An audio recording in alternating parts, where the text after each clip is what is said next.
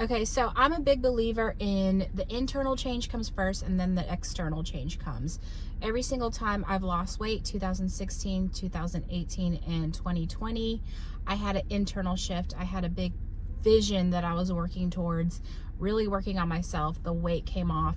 It's not me saying, no, I don't need to eat this. No, I'm going to not eat that.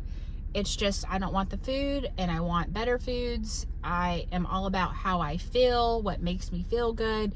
It just comes naturally. It's nothing I have to fight for. So I'm feeling alive again. I'm feeling all of the changes happening. I'm actually up 2 pounds this week. I weighed in at 192 today, but stay with me because I'm going through the process. Really the focus on myself, feeling attuned with myself again. And so I know that this is the feeling I feel when I'm about to lose weight. So I just want to share with you guys what worked, what didn't work, and how I got to this place that I'm in right now. Yesterday when I was in the gym, I was like feeling myself again in the gym. I started to really enjoy and have fun. And you guys, I was listening to all of my 80s, 90s music that like get me just in a good mood. And it's just about feeling good, doing things that feel good. And one of my goals was to make sure that being in the gym is just a fun place for me. It's somewhere I want to be. And instead of trying to force it into, oh, I love this so much, and I'm just saying the words, I don't really feel that, I decided to just kind of let go. It's just like a letting go feeling, and whatever feels good, kind of highlight it and activate it and dwell on it.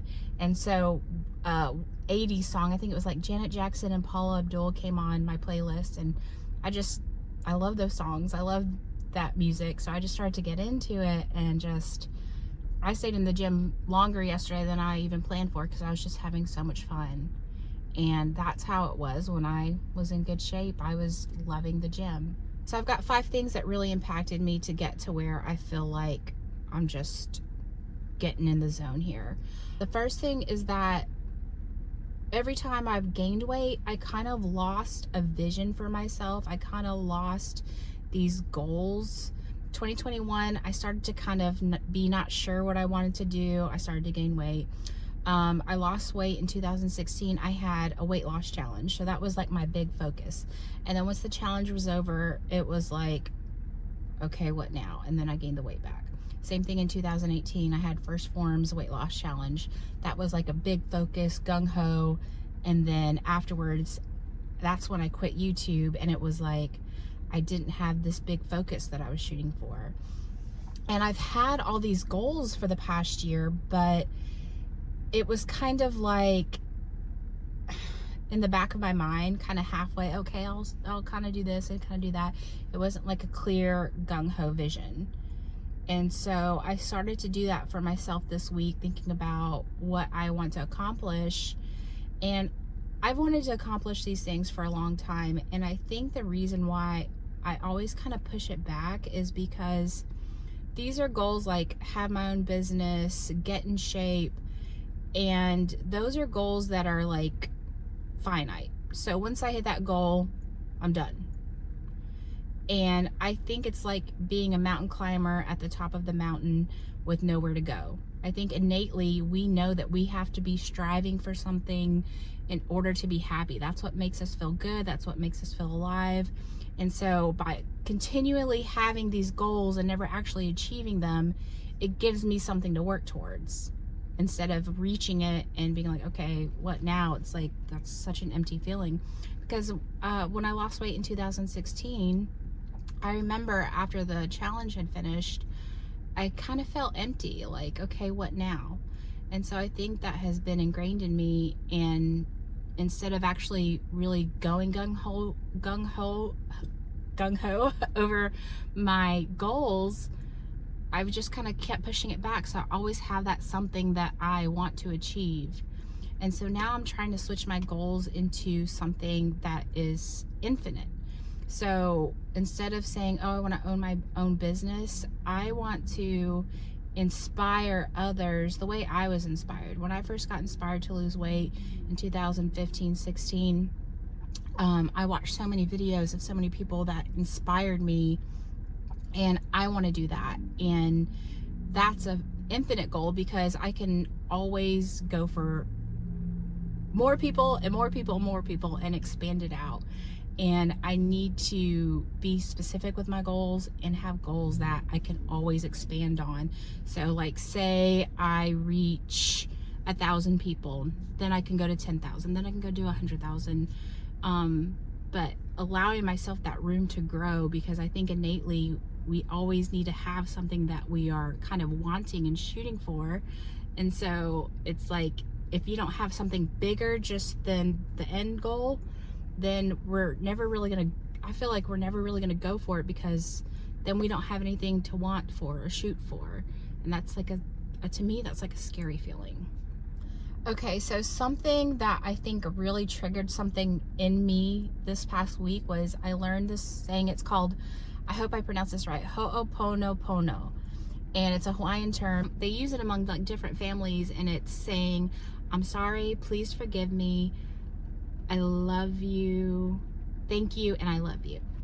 The guy I was listening to on the YouTube video, I forget his name, but he was talking about how you can use it on yourself and saying it to yourself. And so this week, whenever I would wake up in the morning and whenever I would go to bed, I would start saying that to myself, thinking to myself, Sherlina, I'm sorry, please forgive me, thank you, and I love you. And my initial thought was seeing my overweight self and apologizing to her. This may sound really hokey, but it's just kind of changed perspective and outlook for me and mindset for me. And I realized, no, that's not who I need to be speaking to. I need to be speaking to my fit future self.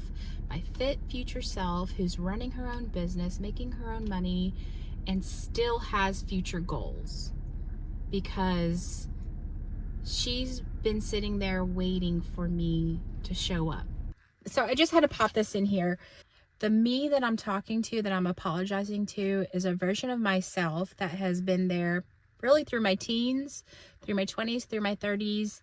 And she's been waiting for me to bring her into fruition. She's always been there, but the only person that can bring her out is me.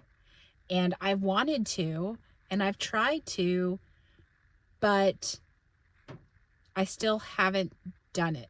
And I'm working on it now. So it's me apologizing to her, telling her, thank you for being, this may sound so weird, but thank you for being patient. Thank you for understanding. And it's time now. I'm bringing her forward. And it's not just like this perfect version, but it's just a different version, an evolved version. And the reason why I say not perfect is because there's still things to want to work for, to grow in. And it's okay, because I'm learning now. I wish I would have learned in my 20s, but I'm learning now, and I'm glad that I'm learning now, and I'm not learning in my 50s and my 40s, you know, about to be 40s. But yeah, so I'm the only one that can bring her forward, and it's time. I just feel it. Like, here we go. There's no more playing small. I feel like I've been playing small, scared of like reaching this goal and not having anywhere to go afterwards. But now I know that's not the end goal. There's goals that are infinite that I can expand upon. And as long as I have a specific idea of what I want to expand on after I reach this first goal, then I don't have to worry about that empty feeling once I reach those goals. I picture her, the self that's been waiting for me, and seeing that as myself now. I will sabotage myself if I feel like that's the end, because then where do I go? So I keep doing that over and over, and I'm starting to shift the way I see myself, seeing myself as, you know, this person who's, you know, I hate that I've let myself down throughout my 20s so many times. I was thinking, okay, I still got plenty of my 20s left. From now on, when I go on trips, go to the beach, I'm going to lose weight, and I won't have to worry about what I'm going to wear, what I'm going to look like, how I feel. And then in my 30s, okay, I still got plenty of time, and now I'm getting ready to hit 40. And all of these years that I've really let myself down. So when I think about this version of myself, I'm like, I'm sorry, please forgive me, thank you, I love you. Now it's time for me to make the shift. I wish I would have done it back in my 20s, but I'm going through it. I'm learning the process. I'm figuring it out. That was the big main lesson that I learned this week.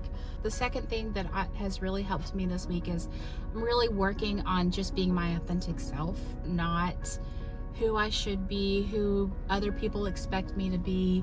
There's a saying that's like, we don't see ourselves as we see ourselves. We see ourselves as what we think other people see us as.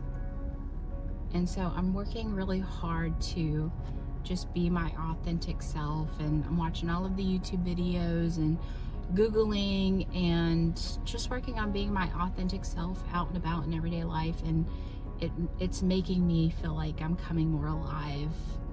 It's my soul, I can feel it in my soul, like, you know, it wants to be its authentic self, and it feels so much better.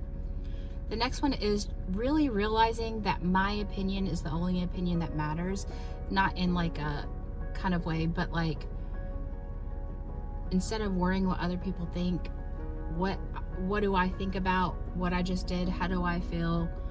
Always just about how do I feel? Do I feel good about this? Do I feel bad about that? And focusing on that just is another thing that I think my soul loves. The next thing is, a lot of us talk about our weight loss journeys and we talk about how it's about self-love, which it is, but it's always kind of like, okay, well, how do I go about self-love? And I think it's just so vague, but really to me what it means is any area that you want to improve in your life, to research, to learn something new, to improve it. Like I'll listen to podcasts, I'll listen to YouTube videos, anything that I'm struggling with in life, researching and learning about it, and it helps me grow to learn something I didn't realize or learn something new. And to me, that's my self-love journey. And then the last thing is staying busy. I said this in the last video. It's not just like planning to do stuff, because sometimes I'll be like, oh, I'm gonna do this, I'm gonna do that, and then I don't really do it. So it can't be like kind of a, you know, far away kind of like, okay, I'm gonna get all these things done. Things that I know I can actually get done, break them down into really small bits and pieces, and keeping myself occupied, not just for the sake of being busy, but things that like knock it off the list, keeping myself busy, because the days that I don't have a lot of things to do on the weekends, and it's just kind of like, okay, you know, just chill, those are the days that I eat the most. So really keeping myself occupied is helping a lot. And then I'm going to the beach in June. So my plan right now is to try to lose like 70 pounds in 3 months, which is a lot of weight in 3 months, but you know, aim small, miss small. So even if I come short, I'll be happy to lose some weight. So that's where I'm at right now. I feel so much better, and I feel like the internal changes are happening. I feel like the external stuff's about to fall right behind it. So stay with me. I know I'm up this week, but I feel good that I'm finally getting to that nitty-gritty work that I used to feel. This is how I felt when I was in shape, when I was losing weight, all that good stuff. So, all right, it's a rainy day, but I'm about to go get in the gym. Thank you guys so much for watching, and I'll see you guys next time. Mwah.